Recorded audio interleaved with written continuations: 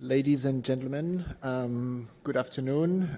My name is Antoine Schneider. I'm an intensivist from Lausanne, Switzerland.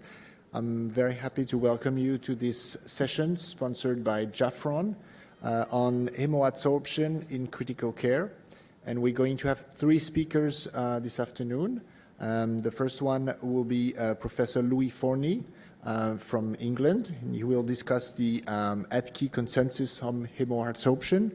And then the second speaker will be myself, and I will discuss some indication for adsorption in critical care and some of the limitations. And our last speaker will be from Torino, Italy, Professor Napoleoni.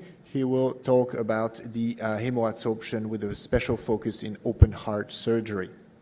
So with no further notice, we will invite the first speaker, Professor Forney, to start this symposium. Thank you very much.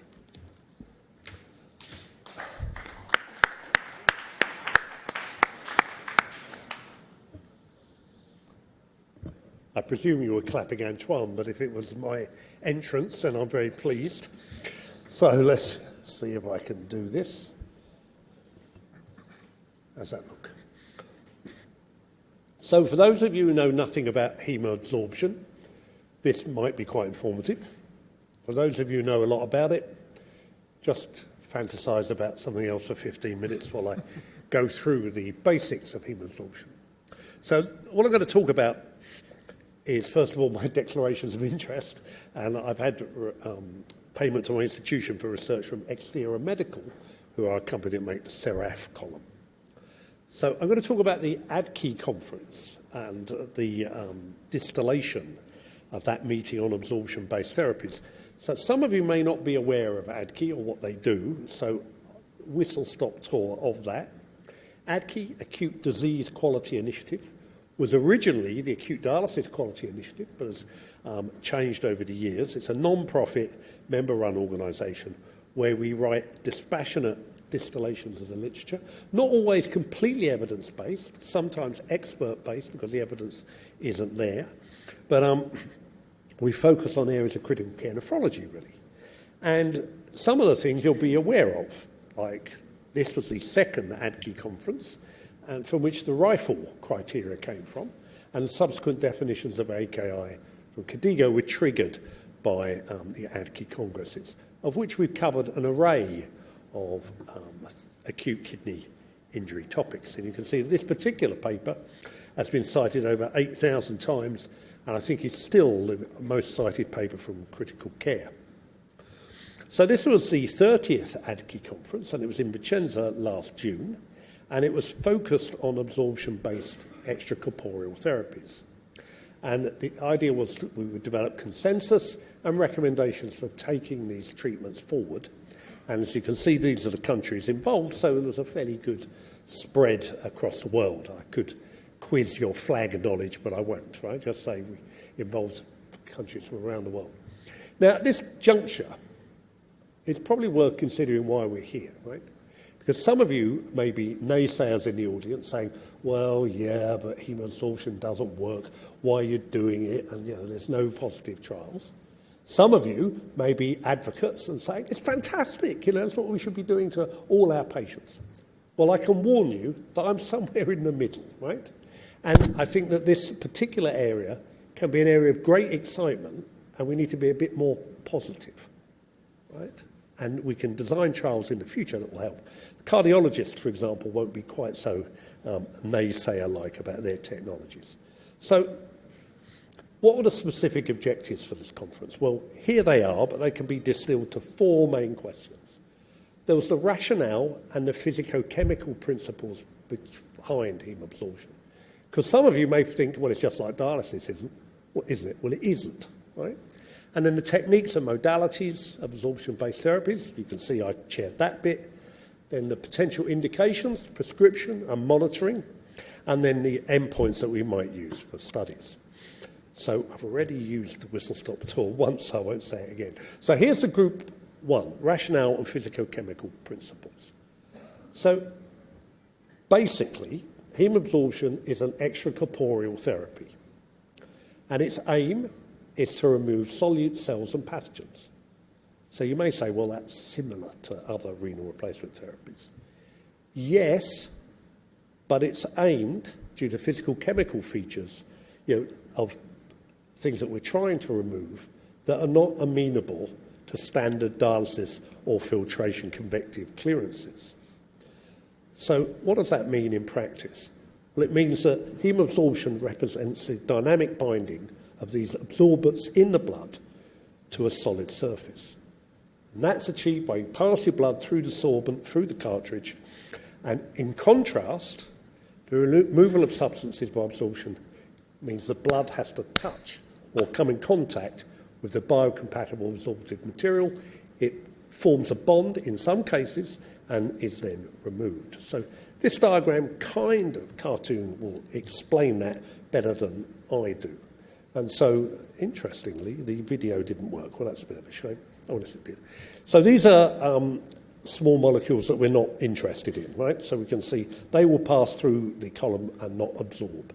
Whereas we have target molecules of a different size will undergo absorption to the medium that we're using, and then larger molecules that we're not particularly keen on removing, like red blood cells, are not removed. So it's dissimilar to dialysis, where you're using mass transfer across a membrane, or filtration, where you're using convective treatment. And you can imagine that you can change the components of your column to remove certain things that you may be interested in. So polymyxin, for example, removes EAA. So this technique absorbs middle to large molecules and protein-bound substances. So this is the kind of picture, these beads that are within this medium that the blood passes through. Now, you can use hemabsorption in the setting of conventional dialysis, and you can use beads with very large surface area to volume ratio to target very specific molecules, and the opportunity to remove greater volumes of those solutes than you would otherwise. So how do these columns work? How do they do that? Well, you can either have direct chemabsorption. So you actually get chemical bonds between the solute and the sorbate, right? Solute and the sorbent. Or you can have physical absorption. So that's water-based interactions, hydrophobic interactions between the solute and the sorbent, or the more mysterious ionic interactions. You may remember these from your high school chemistry, Van der Waals forces and things like that. So these three physical chemical principles dictate how these columns work. And one or more of those mechanisms may be involved when you're using it in a patient. And it depends on the absorbent you're using, the device configuration, things like that. So absorption, hemabsorption, is based on certain basic principles. Right? The solute reaches the binding through mass transfer, so it goes along a concentration gradient, and that's influenced by flow rate, blood flow rate through the column, as well as the solution characteristics. And then active binding is within the pores themselves, that kind of mesh I showed, and that's a crucial determinant for access to the sorbent. So if your thing is too big, it won't pass through the pores to get to the sorbent. So, technical design that the companies like Jafron put into these development is quite impressive. And then when solute reaches the potential binding site, the absorption is influenced by the factors related to the solute themselves. Now, the dialysis geeks in the audience, if there are any, may recognize these isotherm equations. This is how we quantify binding of particular substrates to a column, particularly in dialysis, but isotherm equations are used throughout industry, not only in renal replacement, but in other physical processes. And so we can describe the capacity of the filter by its isotherm and also by using the removal rate of something over time, which we're far more familiar with. And the selectivity of the absorption is influenced by the membrane itself, the device configuration, and the conditions it's used under. And selectivity depends on the device and the patient features.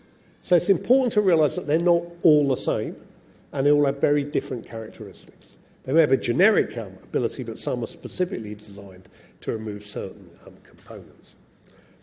And so, as I put there, removal of endotoxin with polymyxin B is something that you may be aware of, or the removal of broad-spectrum cytokines, for example, is seen in other absorptive columns, such as cytosorb, as well as some of the other Jafron columns.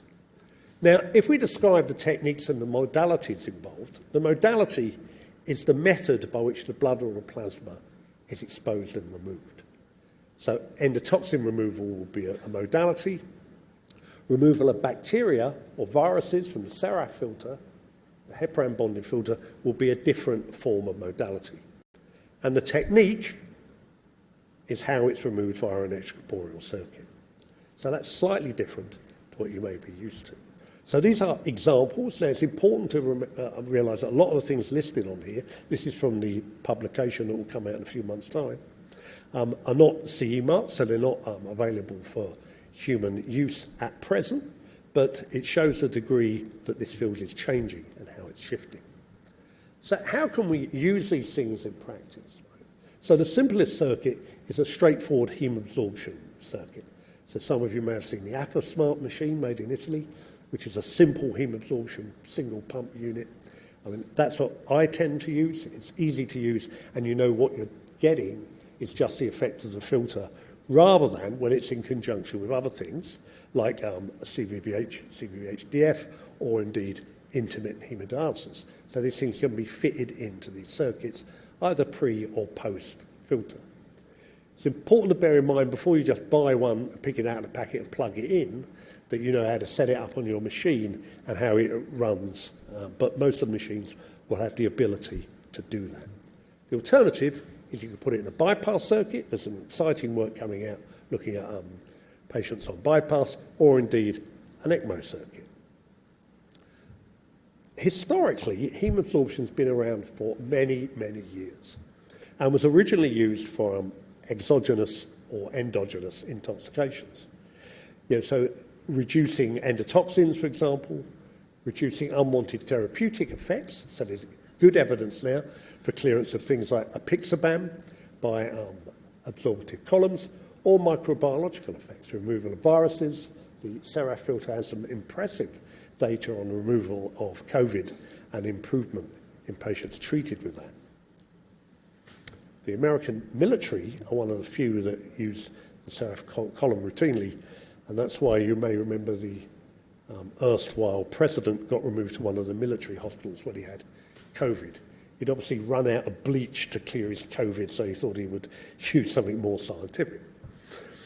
Problem is, with a lot of the studies, they're of low quality, many are retrospective, and of single-centered design. And so, as a consequence, I think that's reflected rather unfairly on the field in general. Now, how do we indicate the indications, prescriptions, and monitoring? This is another picture from the paper. It's clearly an excellent figure, and part of the reason it's an excellent figure is because Antoine designed it, but it shows here the different indications, such as poisoning, sepsis, or a cardiac procedure, and how they may be integrated within. Another example can be that of rhabdomyolysis. There's quite good evidence now, there are papers that are going to come out soon, consensus statements on the early removal of myoglobin and improvement in outcome in these patients. And remember, something like myoglobin isn't filtered, it's poorly dialyzed, but an absorptive column will wipe out your myoglobin concentrations quickly. What about starting and when we start treatment? Well, there isn't enough evidence for us yet to guide the start of heme absorption. As I said, there are some studies on cardiac bypass which will come out. That's a fairly well circumscribed treatment. Right? Patient goes on a bypass, that's when we start it. But it should be based on the pathophysiology of the underlying condition, where criteria suggest that the clinical course may be modified for therapy. But it shouldn't be used as a last resort Lazarus treatment, right? We've got nothing else, so let's try the filter. Because if we do that, we just won't progress. I think that's an important take-home message.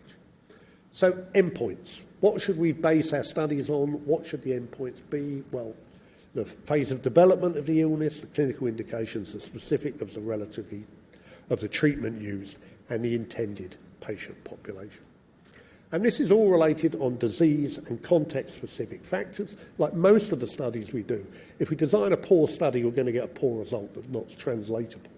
So hopefully, in the next few years, we'll get better studies with outcomes that will inform us in terms of our management. And so, you may remove a specific disease, a specific biomarker, or physiological toxicity may be one. So we may see a biomediator that we want to remove from a patient, and that's reflected in a biomarker concentration which we can measure, and that might be the endpoint. So to conclude, there's a strong rationale and much evidence about modern hemoabsorption, how it works and what it removes.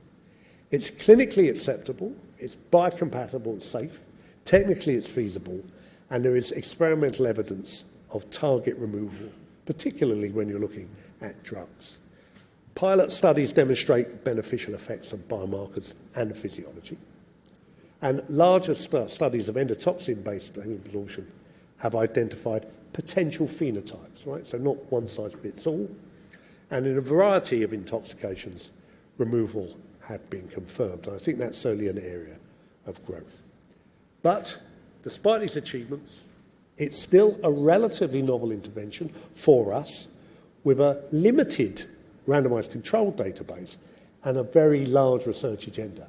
And I think that that's the bit that should get us all excited. And with that, I'd like to thank you for your attention.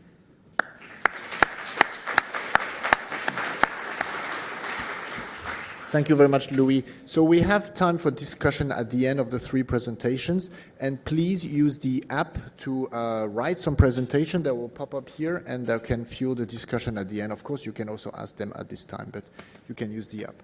So I'm going to introduce myself. So the next speaker is myself. Well, welcome. Is this on? It's all right. You've introduced yourself. Yes. So thank you. So Louis has very nicely set the stage and described the description of the ATKI and the technique, the modalities, and I'm going to discuss a little bit into more detail some of the potential indications, and we are going to then focus on a different point that I want to make. So I also have some disclosures. And so these potential indications, there are different logos here. I'm going to really, for the purpose of this talk, focus on two, probably because these are the ones that are the broadest of interest and potential clinical application. One will be covered by the next speaker. I'm going to set the stage for himself so that we can move on nicely through the session. So cardiac surgery, sepsis, and I mentioned burn patients, burn trauma, and also COVID-19. So starting with cardiac surgery, as you all know, cardiac surgery is a very common procedure, and it's associated with a very strong insult to the body because you are going to do a very massive intervention. It's associated with a cardiopulmonary bypass, and it leads to systemic inflammation and the release in the circulation of pro- and anti-inflammatory cytokines. And in some patients, when this release is out of control and too high, it would lead to systemic vasodilatation, organ dysfunction, and potentially acute kidney injury. This is really a sepsis-like syndrome that has been attributed to this cytokine release. And it's very tempting in this context to introduce hemoadsorption because we have cardiopulmonary bypass, that is an extracorporeal circulation that's already here running, and it's very easy and simple to introduce the cartridge and do hemoperfusion right at the level where cytokines are formed or the inflammation is generated. So we had two pilot trials that have been conducted, one in Austria and one in my center a few years ago. Both were quite similar, and when including elective patients undergoing elective cardiac surgeries, and both are quite similar in that they were They were pilot study designed to demonstrate the feasibility and the safety of the procedure, and they did. In particular, in our center, we focused on the coagulation parameters, and we have not found any significant adsorption, removal, clearance of coagulation factors. There was a mild activation of coagulation and a mild heparin adsorption. But certainly in none of these trials there was adverse events that were attributable to the device. So it's feasible and it's safe. And in both this trial, we failed to demonstrate the benefit in terms of the outcome, which was the decrease in cytokine level, mostly because if you're familiar with these measurements, they both the patients in both groups have very low IL-6 level, and of course we measured all sorts of other cytokines, but IL-6 were very low in the two groups, so it isn't unsurprising that an effect would be found in this. It would not be found.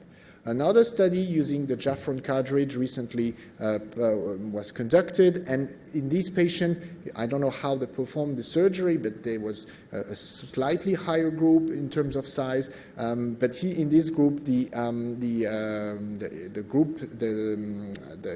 inflammatory response was higher, and in this group, there wasn't a statistically significant decrease in the release of cytokine, as you see on the slide, and this translated into a lower decrease in ventilation time, ICU duration, and the need for vasopressors.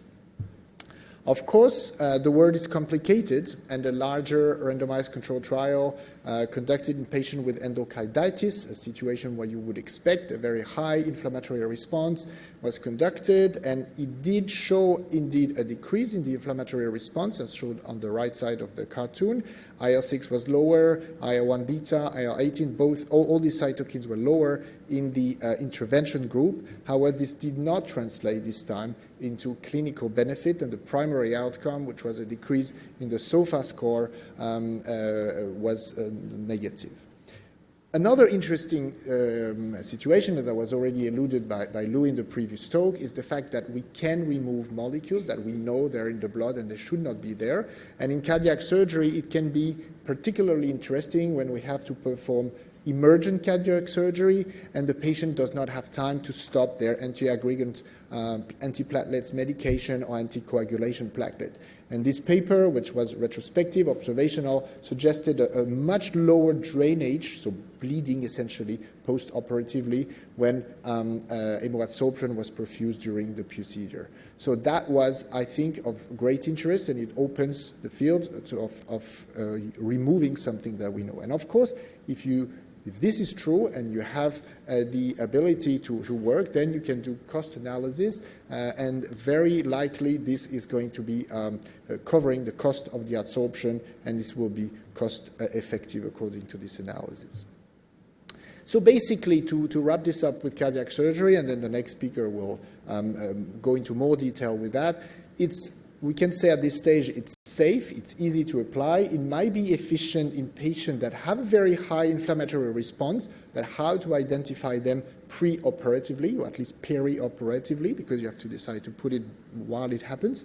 And it might minimize blood losses and certainly drainage in emergency procedure in those patients that are treated by these medications cleared by the system.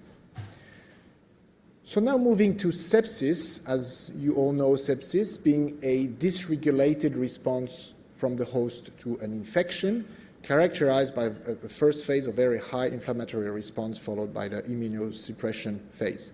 And of course, in this very high inflammatory response, this is where hemoadsorption could be efficient by removing this peak and normalizing or decreasing the volume and returning to a more physiological situation. This would also restore the gradient.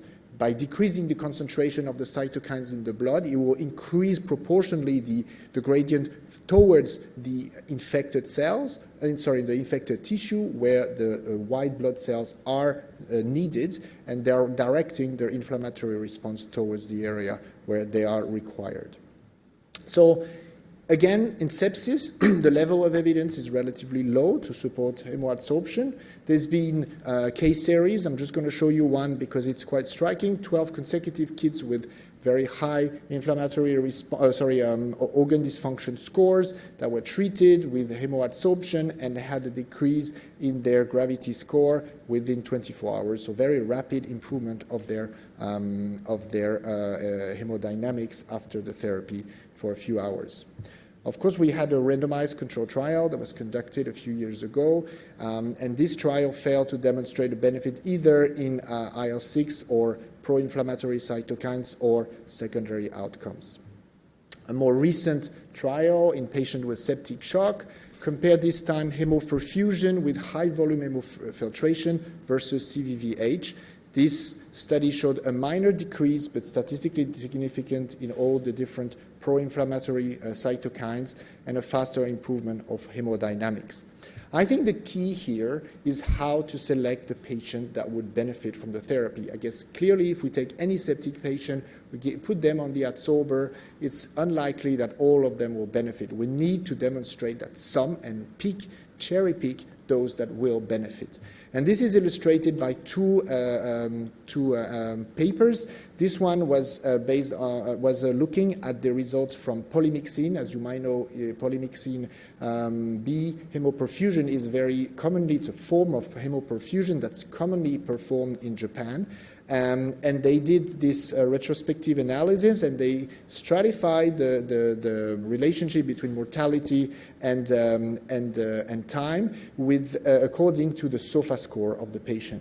And as you see, those patients that had a very low SOFA score between 0 and 6, as well as those that had a very high SOFA score between 13 and 24, they did not benefit from the hemoadsorption, while those that had an intermediate, so not too sick, but sick enough, these one appeared, based on this retrospective data, to benefit from the hemoadsorption. And this is consistent with a secondary analysis of the Euphrates trial. You might remember the Euphrates trial was also trying to assess hemoperfusion with polymyxin, and they had an endotoxin assay to ascertain that the endotoxin was positive in the patient. It was a multi-center randomized control trial that was negative regarding its primary endpoint. And they did this secondary analysis that was published a few years after, where they only focused on those patients that had an elevated endotoxin activity assay, but not too high, so 0.6 to 0.9 essentially. And in this range, as shown on the figure on the right, there was a statistically significant improvement of mortality. So it's not to say that this is evidence-based, of course. I think the question is really, we need to identify the small window and the number of patients that can benefit. Probably these patients are not too sick, but sick enough, and this is easy to say, but it's much more difficult to establish in clinical practice when you're in front of a sick patient. So determine which patient. And the second question in sepsis is we are going to use a therapy that's going to remove drugs from the blood. And of course, the one therapy we know that is efficient in sepsis is antibiotics. So what about drug removal? What about antibiotic removal? And I think at this stage, before we start organizing more trials, we have to step back and look at physiology and understand how this all works. So this is a work we did a few years ago with CytoSorb, where we looked at the capacity of this adsorber, to remove the antibiotics. There was a study conducted with 24 German pigs, and we administered some combinations of antibiotics to these animals, and we performed to 12 of them a CytoSorb hemoadsorption and 12 of them a sham procedure. And of course, we did some blood samples, and the key thing I want to bring here is the following. Look, this is the clearance from all these medication. You can look at the names. There's many of them. It's the ones we use very commonly at the bedside. And for all or most of them, the vast majority, there is a clearance. There is removal by the drug. So we have to be wary that we are removing some antibiotics. However, one of the things that we did when looking at the data is the fact that you have to consider the clearance by the extracorporeal device, but you have to put it in relationship with the endogenous clearance, because obviously the medication is also cleared by the liver, by the remaining of the kidney, if it's functioning, and all the other cells. I mean, essentially, there is a clearance of the drug. And then if you put this clearance, these are the dark gray bars, in proportion to the white bars, which is the removal by the animal, then the picture looks very different. And you'll notice that for many of the medication, the clearance, the added clearance by the system is actually very small compared to the endogenous clearance. However, for some drugs, for instance, fluconazole, linezolid, and amphotericin B, they are significant. They're actually really increasing the clearance. So my point here is that we need to know, we need to understand which drug, how to adapt the medication, when, etc. And another thing in this study is we looked at the kinetics of the antibiotics removal. And I think that's very interesting because it's not something that is linear. You put the adsorber and then you have a certain removal every hour. No, no, no. The first hour, look at here, these are the beta-lactams. The first hour, there's a huge removal, and this is slowly sloping down, decreasing over time, with even desorption in the 6 hours. The study was conducted for 6 hours. So the molecules were sticking, and after a certain amount out, they were being released in the blood, leading to a negative clearance. So this is the same. We've seen that the antifungal drugs were removed at a very high level, and you see that it was more sustained, at least for fluconazole and posaconazole. But again, it changes from one molecule to the other. And here I'm just going to show you some data for all the medication, but we can't go for all of them. I'm going to focus on tobramycin, because tobramycin, I think, is of particular importance because you see that all the clearance of this medication, nearly all of it, happens in the first hour. So essentially, you give tobramycin, you can do hemoadsorption, you remove the drug, and this is, in a way, something that could be an indication somehow, because you know that tobramycin, we want a high peak effect to have the killing effect, and then you want to minimize the residual dose to avoid the toxicity. So this has been conducted with cytosorb, and again, as Louis has said, not all hemoadsorber are the same, and we want to replicate this data with with the Jafron cartridge, the HA380. And you see here my mentor, Rinaldo Bellomo, who is, of course, from Australia. And he's, being Australian, he doesn't want to work on pigs, he wants to work on sheep. And so that's all the drugs that he's trying to test, and we're working together on this project. And it's great, but because he cannot wait, he's already published a paper. That's Rinaldo, if you know him, that's how he does. So he's already published a paper on vancomycin and gentamicin, just came out last week.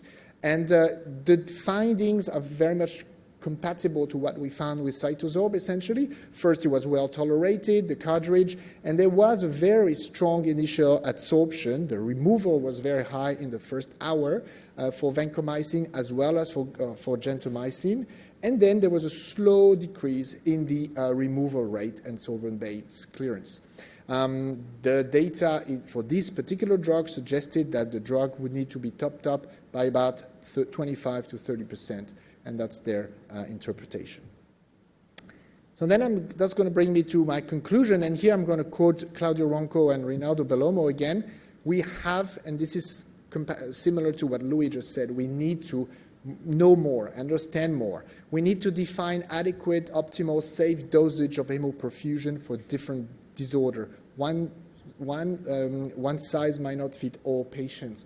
We need to study how best to measure efficiency and efficacy, the number of sessions, the duration of the sessions, how often should we replace the cartridges.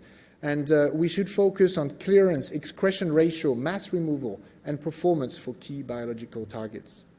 And for now, I think we need to step back, understand the therapy before organizing more massive randomized controlled trial. With that, I want to thank you very much.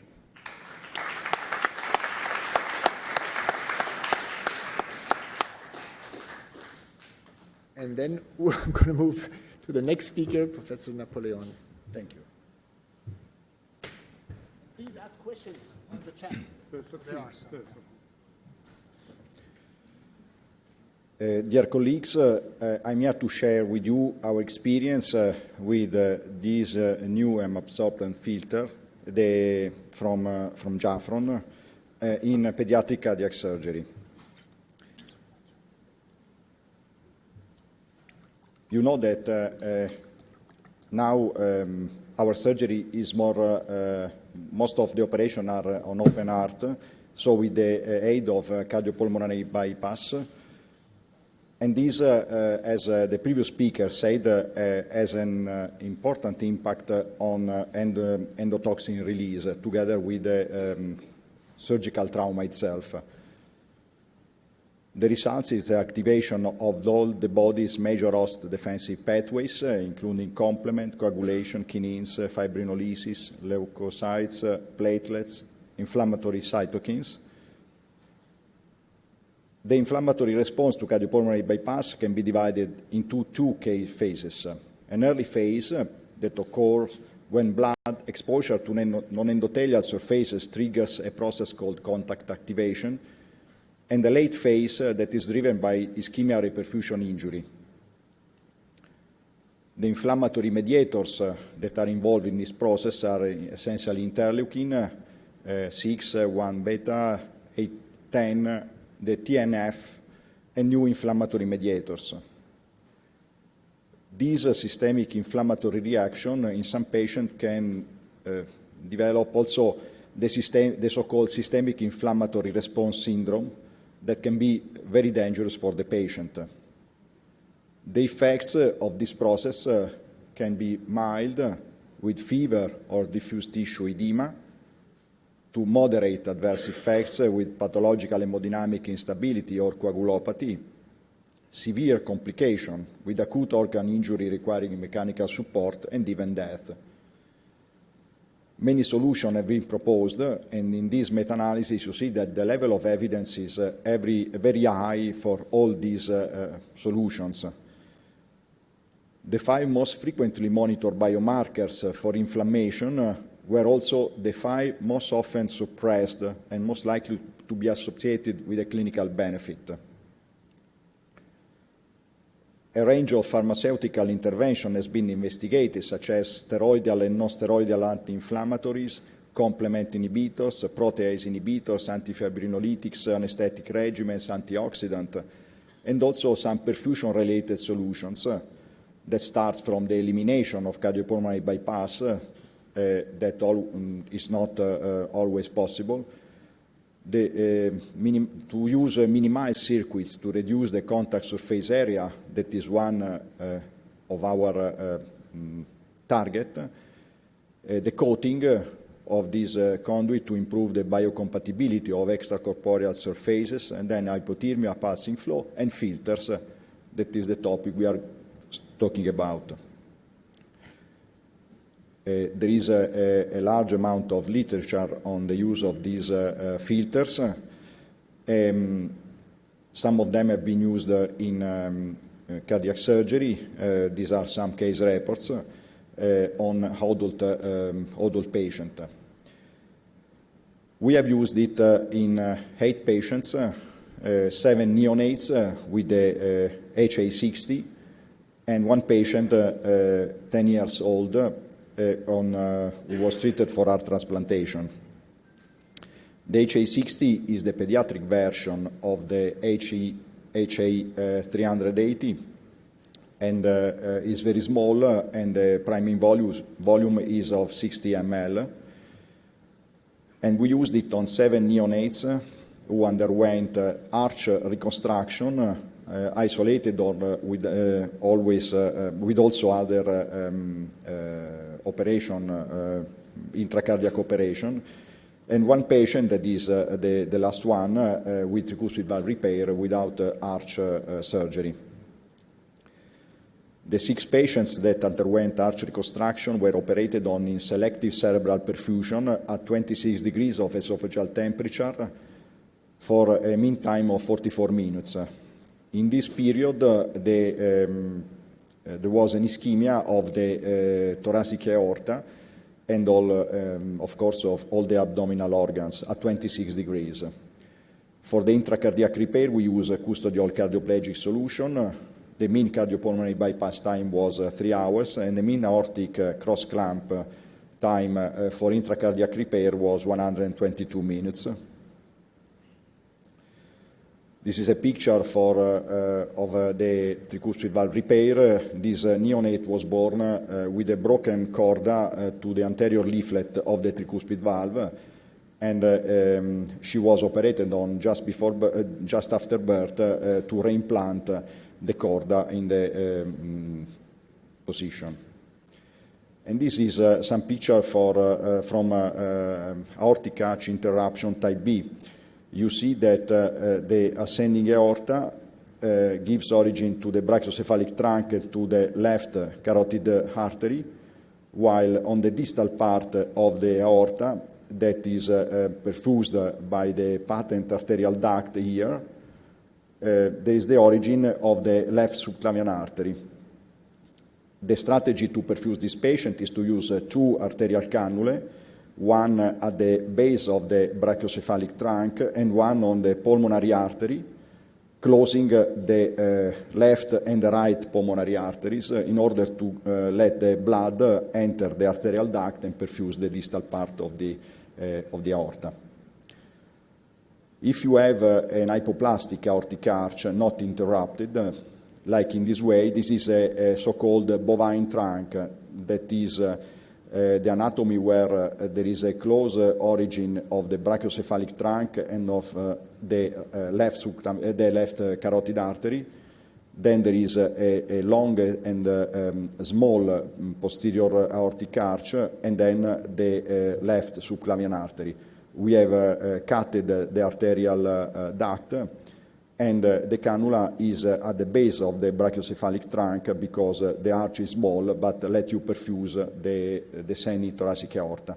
In this patient, usually we put another cannula, that is this 14 gauge needle at the sinotubular junction, because we use this, it is in this position, we use this to perfuse the coronary vessels during arch reconstruction. The aorta is clamped just on the ascending aorta just after the insertion of the coronary perfusion cannula. Then we cross-clamp the arch, and this cannula gives you the opportunity to perfuse the 2 carotid arteries to perfuse the brain. And this is the clamp that closes the descending thoracic aorta, that is ischemic. We are now finishing the anastomosis of the descending thoracic aorta with the aortic arch. In 3 patients, we had a primary sternal closure in operating room, while in the other, the sternal closure was delayed at the median of postoperative day 1. The median mechanical ventilation was 6 days, and ICU stay of 7 days. No mortality or major morbidity. Another patient is a 10-year-old baby, was born with a single ventricle and was treated by extracardiac Fontan operation. That means that the superior vena cava was anastomosed directly to the pulmonary artery at 6 months of age, and at 4 years of age, also the inferior vena cava is detached from the right atrium and anastomosed to the pulmonary artery. In this way, the venous blood enters the lungs directly without passing in the single ventricle that is used only for systemic perfusion. This patient has evidence of Fontan failure and was listed for heart transplantation, and experienced a cardiac arrest at home, was resuscitated by his mom, and then admitted to our ICU where he was stabilized with mechanical ventilation and high dose of inotropes. He was moved to status 1 list and transplanted 10 days later. This kind of transplantation are always very difficult to obtain because these patients are very sick. We have a resternotomy. This patient has been operated 3 other times, so this was the 4th median sternotomy. There was evidence of renal and hepatic dysfunction. They are always defined, chronic cyanosis, protein-losing enteropathies. And in this paper, the risk factors that you see in this position, he has more or less all this one. The liver is the organ that suffers more than the others this Fontan circulation because the central venous pressure is very high in this patient because it is a pulmonary pressure. So we can start from 14 millimeters of mercury and on. These give an insult to the liver that can give you inflammation, fibrosis, and at the end also cirrhosis. These are two pictures that have been taken from two of our patients who underwent laparoscopic cholecystectomy. And you see how the liver looks like. And consider that these two patients are hemodynamically stable. The results of failing Fontan transplantation are quite disappointing. We start from 33% at 30 days. Then you see 71 at 1 year, 71 at 1 year, 77, far from being satisfying. Our patient was transplanted to 218 minutes of cardiopulmonary bypass. That is the same of filtering time. The total ischemic time of the organ was 230 minutes. And these are the analysis we have done on this patient.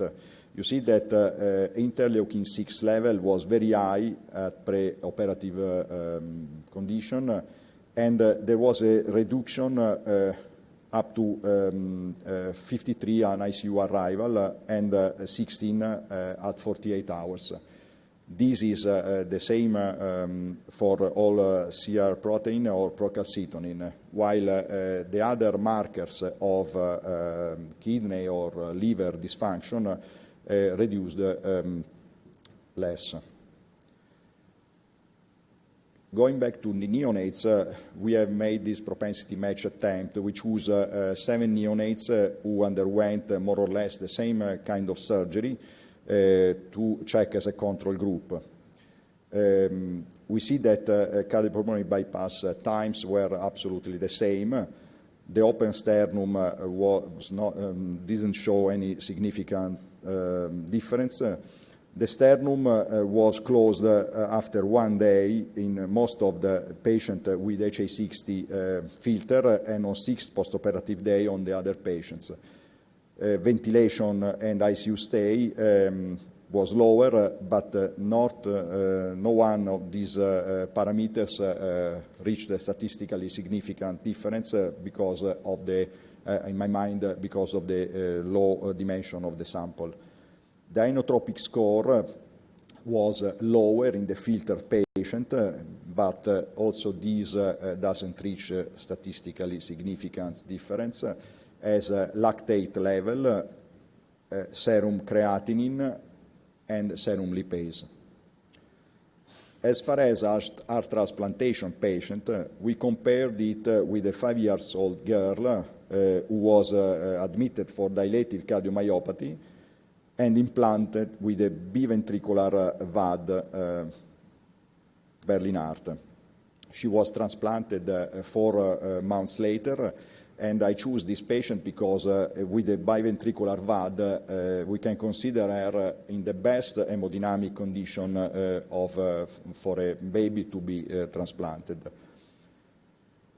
There is the ischemic time is lower. That means that the heart, the transplanted heart, is in better condition, and the interleukin preoperative interleukin level was absolutely normal in our control patient against 146 on the filter patient.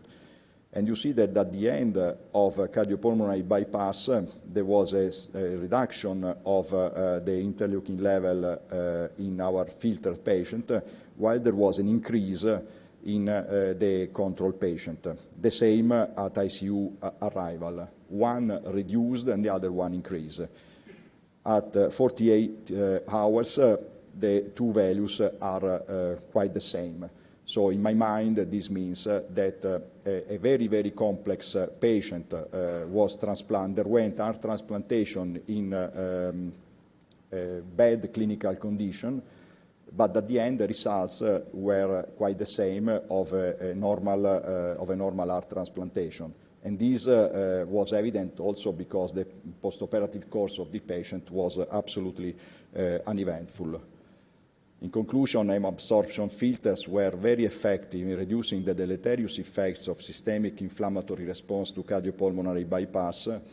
In our minimal experience, a trend toward a reduction of postoperative need of high levels of care is evident in high-risk patients and or reoperation.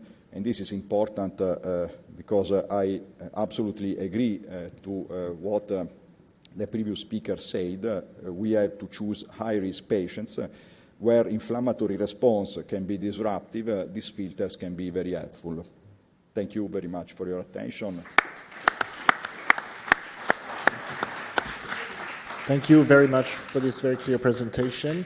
So now we have 10 minutes for discussion, and thank you for those of you who have asked a question in the chat through the app if you want to ask for more.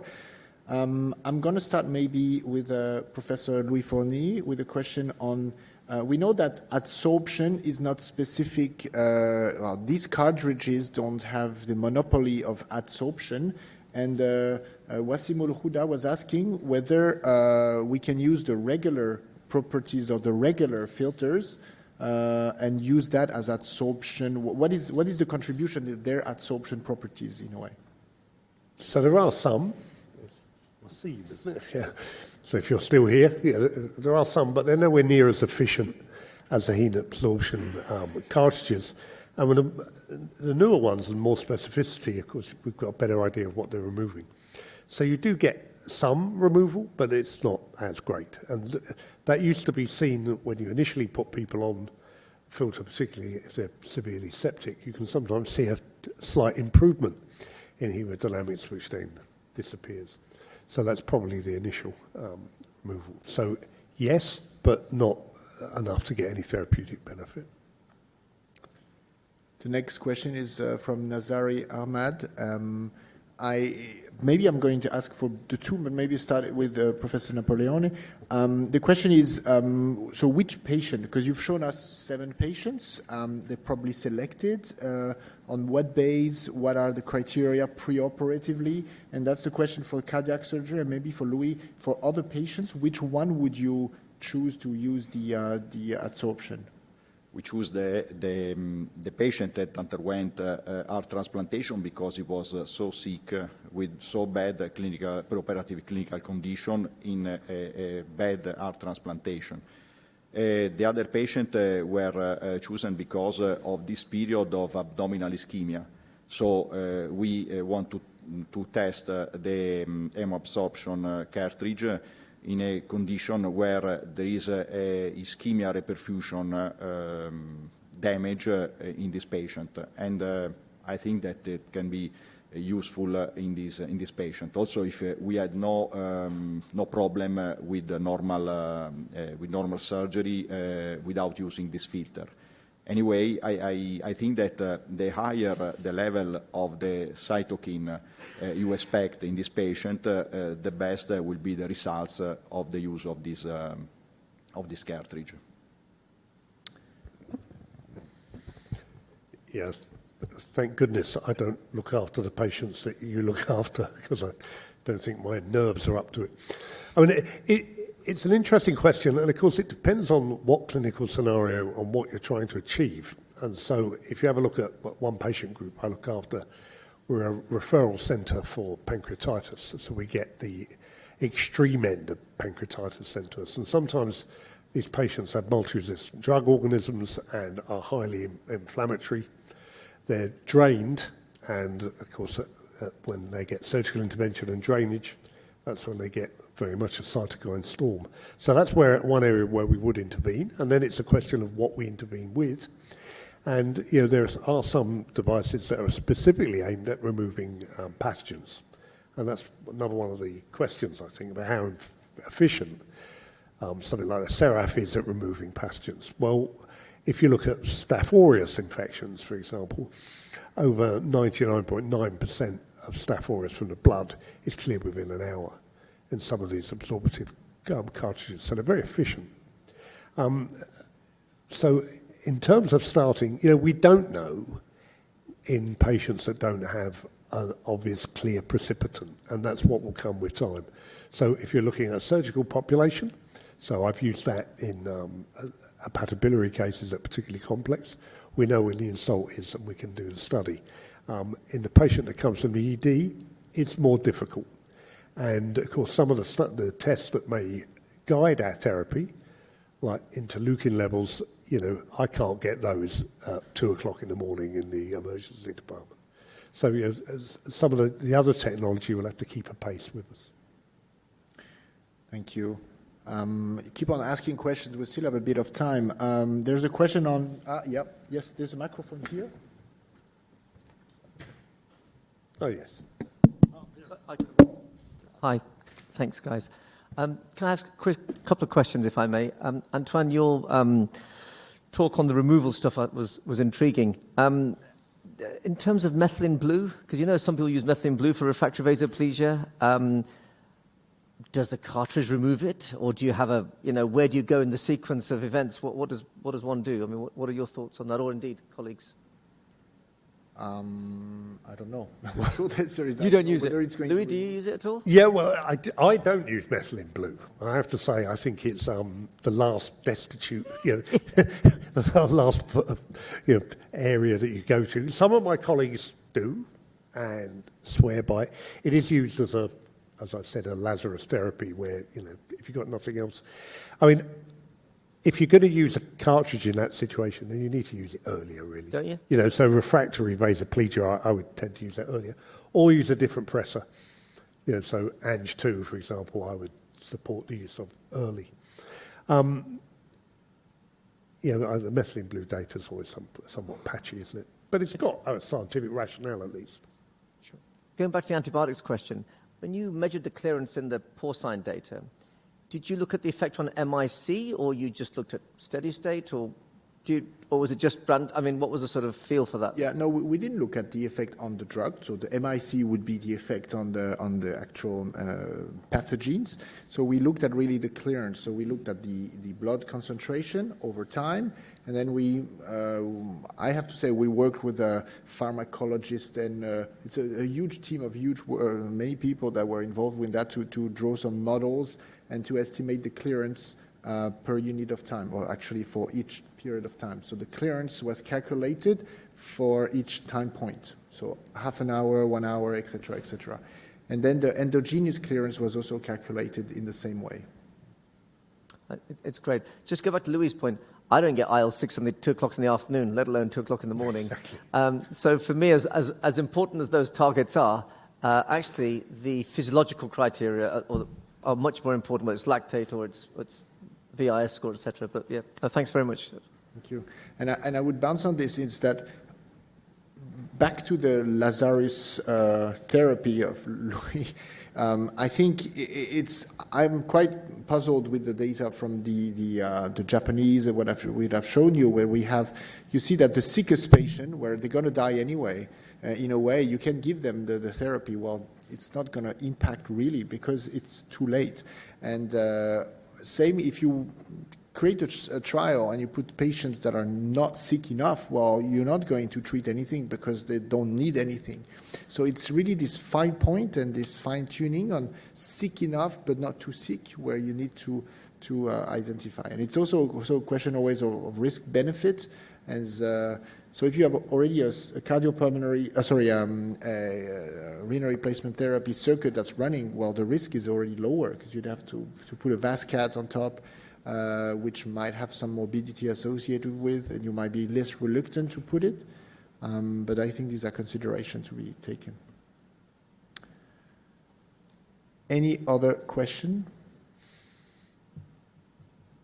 Someone asked if it could be used in hemophagus, phagocytotic syndrome. So yeah, I think that's a great area. And in fact, during COVID, I did try and get the UK government to add it into the remap cap, but it obviously wasn't seen as sexy as vitamin C. So we didn't do that, we did vitamin C instead. And you know the answer to that, right? So that would be a prime example, but the problem is, again, it's small numbers. You have to concentrate on the centre that sees a lot of that. Okay, so if there's no further question, I want to thank you for staying with us this afternoon. Thank you for the two speakers for excellent presentation. And I wish you a good continuation with the Congress. Thank you very much.